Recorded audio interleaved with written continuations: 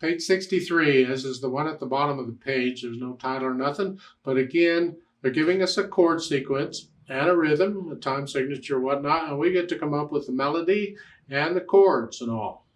Well, telling us what the chords are, but they're not telling us necessarily how to play them, although they are suggesting a rhythm and a pattern if you want to use it. Don't have to, it's okay. 6/8 time, 1 sharp, and this is ending in E minor. I'm guessing we're in E minor here.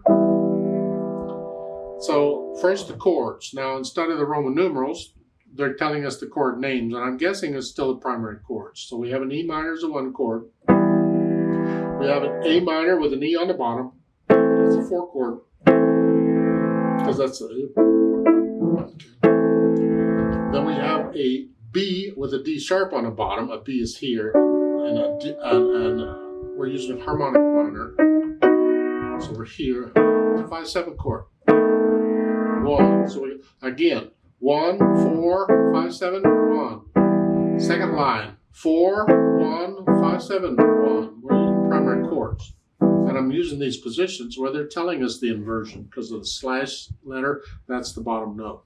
Okay. Then all I got to do is come up with a melody that uses primarily those notes. Anything you want to do in E minor. Don't have to start with an E, start with any note, but probably one of the notes in the chord. I don't know.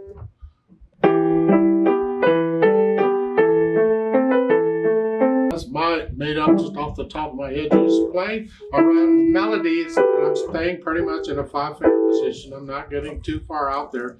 I don't want to get too fancy too soon, although you don't have to. You can come up